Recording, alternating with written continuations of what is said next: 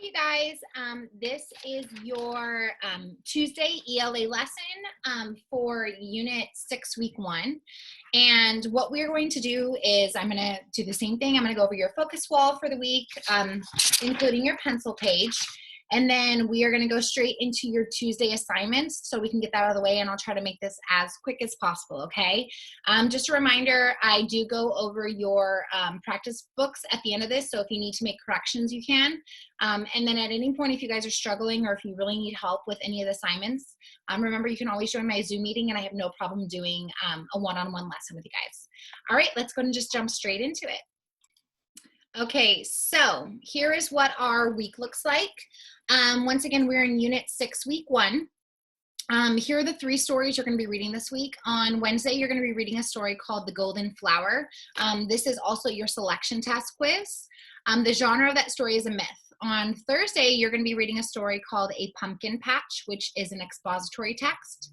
And then on Monday, yesterday, you should have read Why Fir Tree Keeps His Leaves, which was also a myth. Let's go ahead and get into our focus all for the week. Let's see. Okay, so and I'm just in this little box right here, okay? So our comprehension strategy for the week is to reread. Where is it at? Okay. Good readers reread the text when it doesn't make sense. I constantly am telling you guys to reread the story and the passage because a lot of times you might get information the second time you read that you might have missed the first time. A lot of times too, the first time we're reading it, we might be stumbling across words that we don't know. So we're really struggling with trying to say the words instead of actually comprehending what we're reading, which is why I always have you guys reread. So remember that good readers always reread. So make sure that you're rereading your selection story. And even your test for Friday, I want you guys to reread it more than once so you guys can get all the information out of it second time and third time that you read it, okay? Our comprehension skill for the week is theme. I can tell what the author wanted me to learn from the book. So theme is very close to like author's purpose. It's super similar to the message of the story, especially when we're talking about myths. There are going to be a lot of themes. So myths, which I'm going to get to in a minute, but myths have themes to them, meaning that there's a reason why the author wrote that story. So we're going to be talking about theme and what the author wanted you guys to learn from the story or what the message was from the story, okay? So our comprehension skill is theme this week. Our vocabulary strategy is going to be context clues. Context clues are clues that good readers use to figure out unknown words. So there's any times where you guys are reading a story and you don't know the word, maybe it's just an unfamiliar word for you, you don't know the definition. So we talked about that you can use clues throughout the sentence to figure out what a word means, and that's context clues. So I believe this week they're going to have you like circle words that help you understand a word in the sentence, and I believe we're going to practice this also in our Your Turn practice book. Okay, so context clues this week. Grammar this week is going to be adjectives. So an adjective describes a noun. Remember, a noun is a person, place, thing, and an adjective will describe that. So if I'm talking about a girl, which is the noun, what are some things I can use to describe a girl? Well, you could tell me she's tall. You could tell me she's pretty. She is short. You could tell me that she is happy. Those are all adjectives. They're describing a noun. They kind of give us an example right here. So the noun in this sentence is car, the green car. Green is your adjective because green describes the car. The happy boy. Boy is my noun. Happy is my adjective because I'm describing the boy as happy.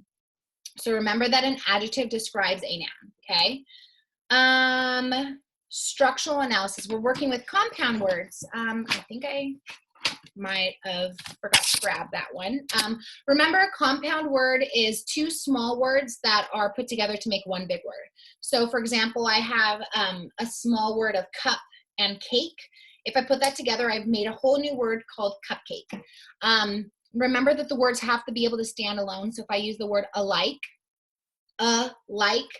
it's not going to work. You have to make sure it's a word that can be used completely separate, not just letters, okay? So another one would be backpack. So back and then pack if I pack something up. But together, if I put it together, backpack is a whole new word. It's a bag that goes on your back that you pack stuff with it, right? So that is a backpack, okay?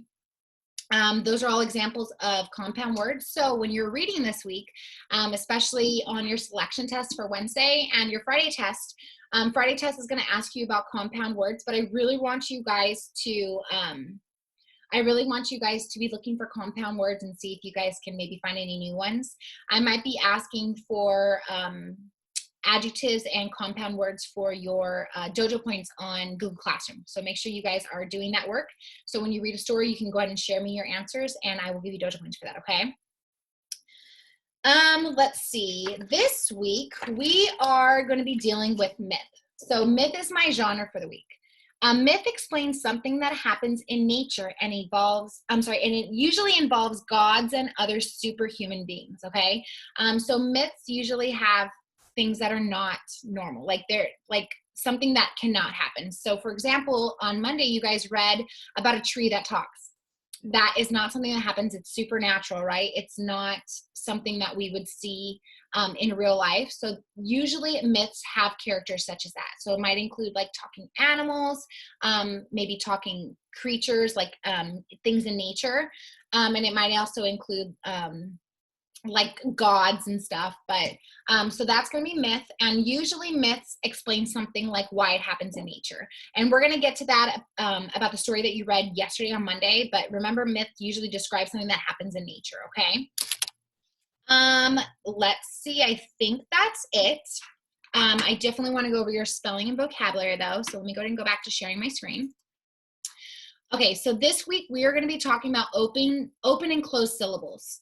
Remember, syllables are when you could break up words into sounds. So if I said, for example, I was helping my friend Savannah today. So Savannah. So Savannah has 3 syllables in her name. You guys, we've been talking about syllables. We do this every week. Every unit test when we look at grammar and stuff. So you guys know what syllables are. It's when you can break the words up into sounds. So specifically this week, we're going to talk about open and closed syllables and how vowels and consonants play effect when it comes to spelling for that, which we're going to get into for the your turn in a second. But let's go ahead and go over your spelling words for the week. We have pencil, magnet, publish. I have supper, letter, lady, gravy, solo, open, odor. So these are your spelling words. And then we have bonus words, which ones you've already had before. Lead, or led, sorry, touch, door, front, someone, okay? So once again, these are your spelling words for open and closed syllables. Your vocabulary words for the work, we have appeared, which means came into sight. Crops are plants grown for food. Develop means to grow. Edge is a line or place where something ends. Golden, having the color or shine of gold. Rustled is made soft or fluttering sounds.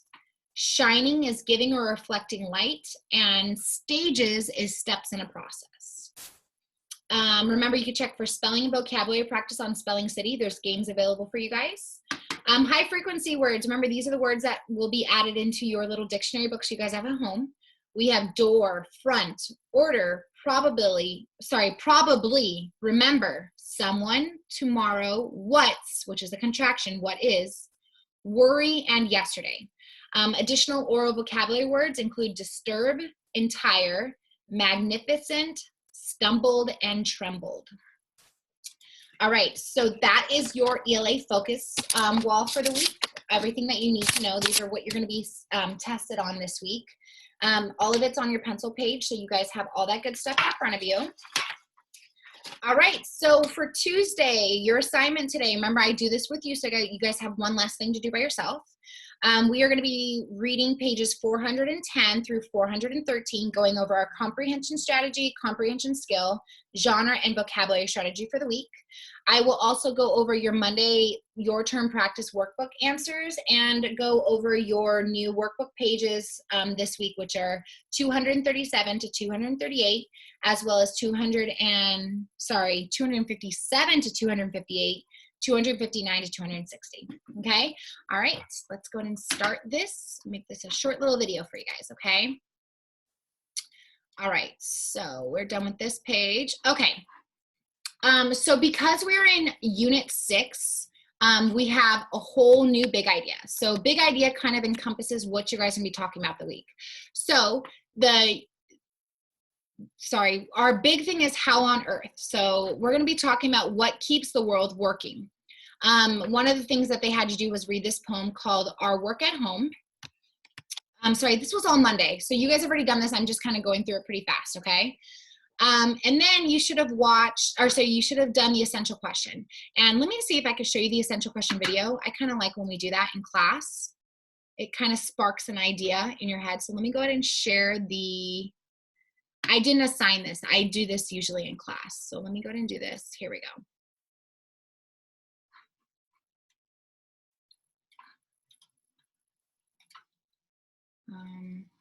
Here it is.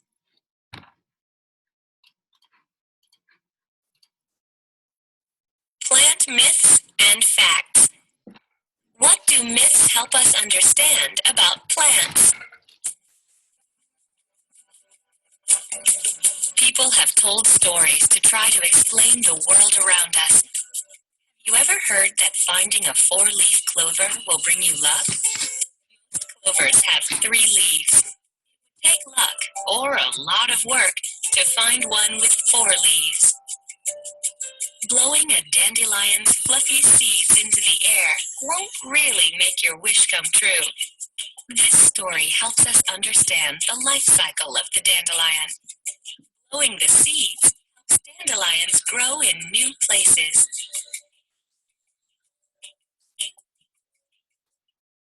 All right, so that was our essential question for the week. And let's go back into our book. Okay, so remember our essential question is, what do myths help us understand? So some of the examples that they gave was the dandelion and how if you blow on it, you can make a wish. They also talked about if you find a 4-leaf clover that you get a little bit of luck. Usually if there was a myth story, it would kind of create a story of why that is. So there might be a story of how a 4-leaf clover became lucky. So that would be more considered a leaf, okay? I'm sorry, a myth, apology. All right, so once again, you have your vocabulary page you guys should have gone over. You should have read this story called Why Fir Tree Keeps His Leaves. This was a really good story. The whole point of the story was this character, the fir tree, which is this green one right here, and as you were reading it, you were reading about these other trees and how during a certain time of the year, their leaves started to change colors. And the fir tree was really upset, saying, Mother Nature, why don't my leaves change? Like all of my friends' leaves are changing to yellow to orange and red, like such as maple, oak, and elm. All of their leaves changed colors, and he thought they were beautiful colors, but he was upset because his leaves stayed green. And Mother Nature kept explaining to him, you know what? Just stay, be patient. You're going to learn your purpose. Now, purpose is the reason why something happens. So Mother Nature was telling fir tree that there's a purpose. There's a reason why your leaves stay green. So just kind of be patient. Understand that you're going to find your purpose here pretty soon. And what we end up learning about was winter came, right? And during winter, maple, oak, and elm tree all lost their leaves, right? That usually happens in fall. Their leaves change colors, and then eventually those leaves fall to the ground, and then it's going to grow back in spring. Well, what happened was fir trees' leaves stayed the same, and what happened was he actually found his purpose. There was a squirrel that came that was really cold during the winter, and he needs somewhere to live to create a nest for the babies and stuff. And to stay warm. So fir tree said, "Of course you could stay with me." So the whole point of the story was that fir tree found that his purpose was to keep his leaves so he can create a home, a habitat for animals such as, I think it was squirrel. Was it squirrel? I want to make sure I'm saying this right. Yeah, squirrel. So at the end, Mother Nature was correct. Like, he just needed to be patient, and he learned his purpose. So that was just me giving you guys a background of the story that you had read. Now, for today's lesson, for Tuesday, we are going to look at our comprehension strategy, which is to reread. As you read, you may not have understood a word, phrase, or explanation in a story. Stop and reread these parts to make sure you've understood. So, for example, they're having us reread page 407. Okay, let me see if I can zoom in for you. Fir tree complained to Mother Nature, "I don't like my leaves. I want them to change colors like my friends' leaves." "Be patient," Mother Nature replied. "You will learn your purpose." So the question says, I didn't understand that fir tree doesn't like his green leaves. So I reread page 407 of Why Fir Tree Keeps His Leaves, and this is how they found out. The reason why he doesn't he doesn't like his green leaves is he doesn't like it because all the other friends' leaves are changing colors, such as orange and golden and red and yellow. And Fir Tree is upset because he feels left out, that he's the only one that their leaves have not changed. Okay, so that's what we learned as we reread. Okay. Oh, here's a good question. Why can't squirrel build his nest in Maple's tree? Go back to page 409, and I want you guys to figure that out. So I'm going to go ahead and go back to page 409. Ralphie, move. Sorry. Oh, can I go back? Oh, here we go. So I'm going to go back to page 409. And the reason why squirrel cannot build a life or a nest within the other trees was because they all lost their leaves, right? They don't have leaves like the fir tree does. So that was the point of rereading, is I can actually go back and actually prove my answer, okay? Comprehension skill for the week is theme. The theme of a story is the main message the author wants to tell the reader. So there's a reason why the author is telling the story. And in order to find the theme, you kind of have to think about the characters and what they do. So we're going to kind of go through this one together. It says on page 407 of Why Fir Tree Keeps His Leaves, I read that Fir Tree is different from his friends. This clue gives me an idea about the theme. So here's the first clue that they gave us. Fir Tree wants to be like his friends. Mother Nature tells him, you will learn your purpose. Okay. Now, can we think of another idea that kind of leads us into the clue? That basically the theme is it's okay to be different. So remember, Fir Tree gets leaves that are green that does not change colors. And through the whole process, he ends up learning that he does have a different purpose, and it's okay to be different. Your friends might be pretty and change their leaves and their colors, but when it comes down to it, their purpose was, to like maybe produce, leaves of colors or maybe even some fruits on their trees, depending on what it is. But Fir Tree's purpose was to create a home for animals that need, somewhere safe to live in the winter. So the theme of the story is it's okay to be different. Okay. The next page, let's see, is talking about myth. So this is my genre for the week. And I believe this is also going to be your genre for your selection test on Wednesday. Why Fir Tree Keeps His Leaves is a myth. Here are examples of what makes a myth. A myth is a made-up story, so it's not true. Trees don't talk. Their Mother Nature isn't a true character, so these are made-up things. Myths usually explain why things are the way that they are. So in this case, they're explaining why fir trees, these are real trees. Fir tree is a type of tree, and they're explaining why, in this case, why a fir tree keeps its leaves green all year round, okay? So this is not the real reason why, but they're just kind of creating a story, a fun way for you to think about why a tree might keep its leaves, okay? It does have an important lesson or a message. And in this story, the message was it's okay to be different, okay? It's okay that you're not the same like everyone else. For text evidence, it says, why Fir Tree Keeps His Leaves is a myth. I know this is a made-up story. Trees and animals cannot speak. I also know that it is a myth because the story explains why a free tree is an evergreen. So it's green all the time, okay? Which is a compound word, by the way. All right, so basically they just explained to us why this story is a myth. Okay. Last page is context clues. This is my vocabulary strategy for the week. Remember, if I don't know a word, I might use clues in a sentence to help me. To understand the meaning of a word that you do not know, look at the other words in the sentence for clues. So right here, they have the word harvested. It says farmer harvested what he had grown. Now, if you don't know the word harvested, you might want to look at clues in the sentence. So for example, farmer, think about what a farmer does. A farmer is someone that works on a farm that, collects crops, maybe for us to eat or something. Oh my gosh, Ralphie, you're needy. And then another clue might be grown, right? So if he's growing stuff. So what does it mean if a farmer harvested what he had grown? Here's a text evidence from a suggested student. It says, I am not sure what harvested means. I look at the other words in the sentence for clues. I read the words, what he had grown. I think harvested means something that the farmer did after he grew his crops. Harvested must be picked or gathered. So when you guys are taking your test on Friday, remember I told you guys can also use a clue plugging in. This is a little check for you guys. So picked is a definition of harvested. So let's check this. Farmer picked what he had grown. That would make sense. And even gathered. Farmer gathered what he had grown. So because that makes sense, I do agree that harvested does mean picked and gathered. Okay. All right. Go ahead and check off on your schedule that we have read all those pages. The next thing that we are going to do is the Your Turn practice book. Now, before I get into the Your Turn practice book, if you did not complete Monday's pages, so page 251 and 252, please stop my video right now and complete your work. I believe we are now, so we are now, I didn't rip these out, so they're already in your guys' book, but it's kind of nice to keep it there. It kind of keeps it safe. What I would like for you guys to do is if you did complete it, I want you guys to pull out a red pen and let's make a correction together. So if you did not complete it, stop my video because I'm going to go over the answers right now. And then when you're done, start it up with a red pen so you guys can correct it with me, okay? Let me go and share my screen.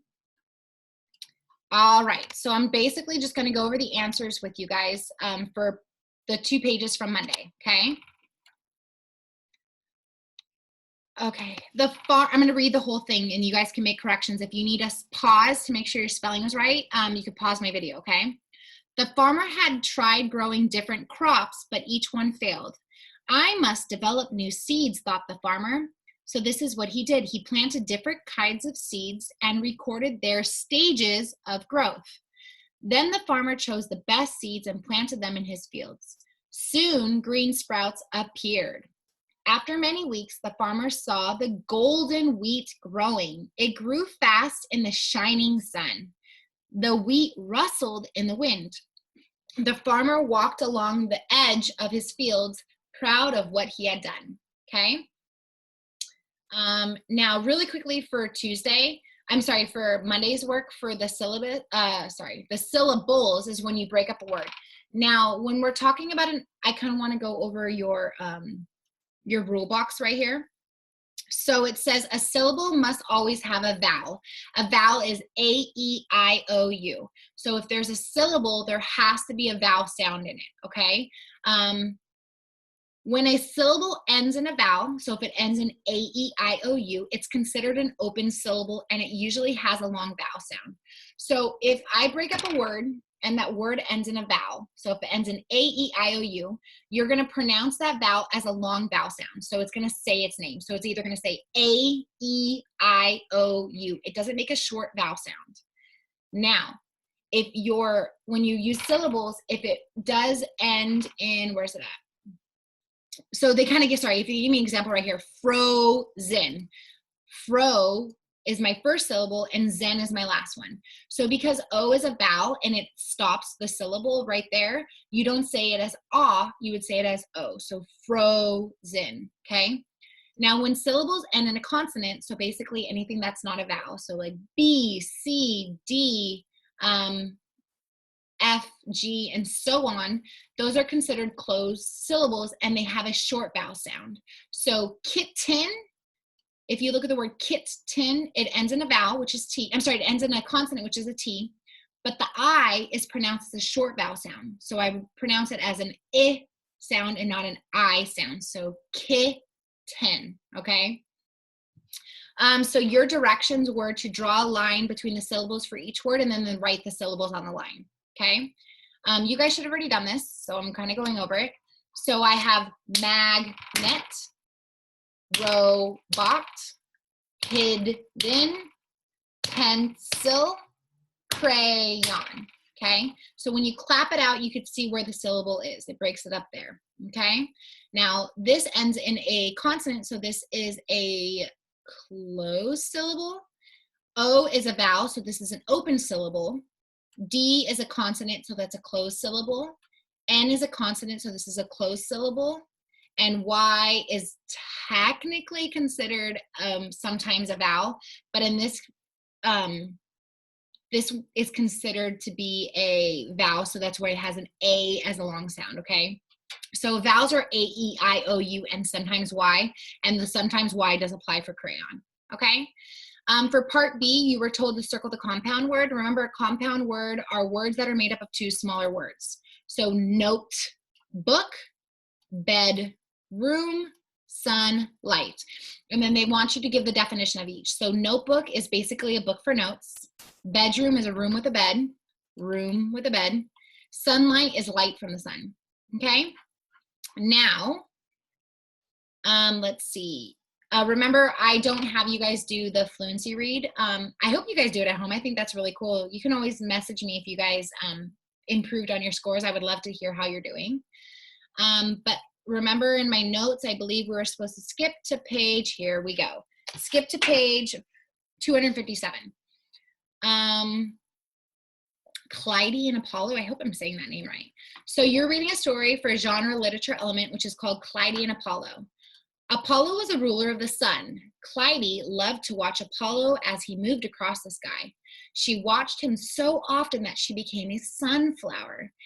Even today, sunflowers turn to the sun. Now, this is a myth. Now remember, myth is a made-up stories, okay? So in this case, they're actually talking about gods, okay? So Apollo is considered a god, and they're explaining to you why a sunflower follows the sun. Now, Clyde turned into a sunflower, and because he loved to watch Apollo move across the sky, he kind of followed him in the sky. And now that he became a sunflower, they're explaining why a sunflower moves. Now, this isn't a real reason why they do it, but they're just kind of giving a fun story as to why a sunflower follows the sun. It's not a true story. It's actually made up. And I can even make up my own myth for this. But it's just a fun way to tell a story of why something happens in nature. We might not be able to explain exactly why a sunflower follows the sun, but we kind of can tell now with science. But because I don't know the exact reason, I have an idea. They're just creating a story for it to be a fun reason to explain to you why the sunflower follows the sun, okay? So your first question is this: how do you know that this text is a myth? Go ahead and write in your answer and pause my video. Actually, why don't you guys answer all three questions and pause my video, because I'm about to move on, or sorry, there's 4 questions.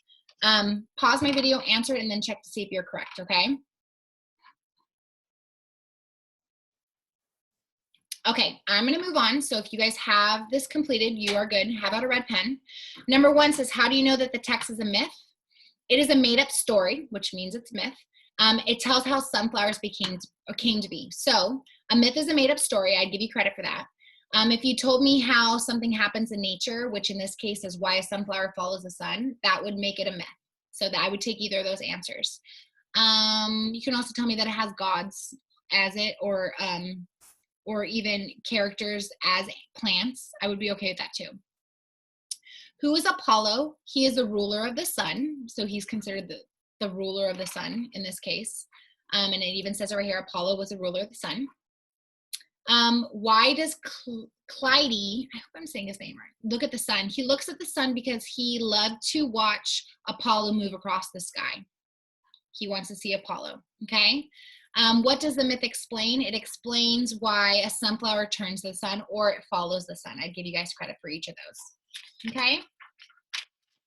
All right, the next part of your classwork, you can check off that page, by the way, is to do context clues. So we're going to be using clues to figure out what the meaning is of stuff or words in the sentence. So look at my rule box. It says, look at the example of context clues in a sentence. The underlying word explains what select means. The king of Athens had to select one of these 2.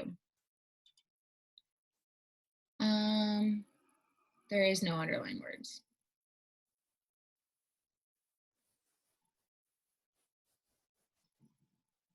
I don't know. Oh, let me keep going. Sorry.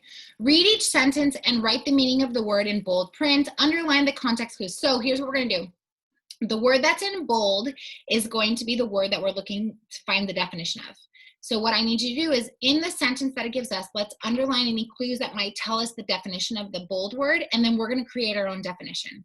So let's do number 1 together, and then I'll let you guys try the rest on your own.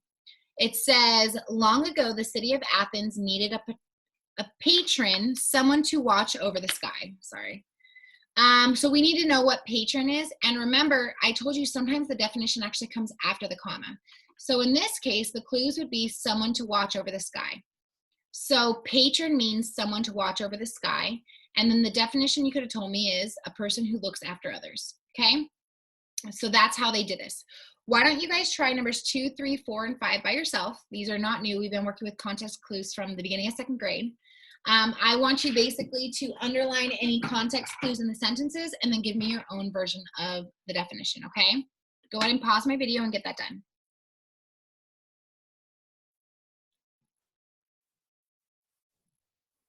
All right, so if you guys finished, have out a red pen. I hope you guys are pausing this because, I mean, I'm not gonna know if you're pausing it or not, but this is all helping you guys for your test for Friday. I'm basically giving you guys practice to learn how to do context clues. So if you guys are not being honest and you guys are just watching my videos to put in the answers, it's not bothering me because I already know how to do this. It's only hurting yourself. So I really, really hope that you guys are actually following directions and pausing the video and doing your work, because if you're not doing well on the test for Friday, it might be because you're not doing that correctly, okay? So I hope that you guys are doing this right. If you guys are being honest and, you know, being truthful and doing what I've asked you to do, awesome. I'm very proud of you guys, okay? All right, so numbers 2 through 5, they should be done. If they are done, have out a red pen. So number 2 says, so he asked each one to give a valuable and important gift to Athens.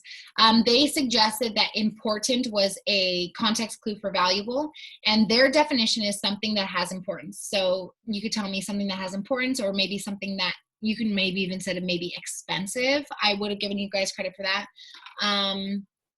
Yeah, I'm okay with either of those. Number 3 says he hit the ground with his spear, the long-handled blade he always carried. You guys see that comma here? There's that clue I gave you guys. So a spear, I don't know why I keep saying spear. A spear is long-handled blade. You kind of see some people like carry those and stuff. And it's a weapon with a long handle or a sharp point. That was their definition, okay? Maybe you could have told me it's a stick. It's a weapon that looks like a stick. It has a blade. I'm okay with any of those, okay? Number 4 says, in that spot, she buried an olive branch in the ground to make an olive tree. So buried means to put in the ground. We know this, the word buried, but the problem is we need to know some context clues. So which words here might have helped me figure out what buried means? In the ground. I think that's the only thing I would have suggested. Yeah. Number 5 says, Athena was pleased, but Poseidon was dejected at losing the contest. So they want to know what dejected means. Let's see. So some of the clues that they said, pleased, but, so it means the opposite of pleased, right? Losing the contest. Well, how would you feel if you lost the contest? So they're saying that the definition of dejected would be unhappy. So you're not happy about something.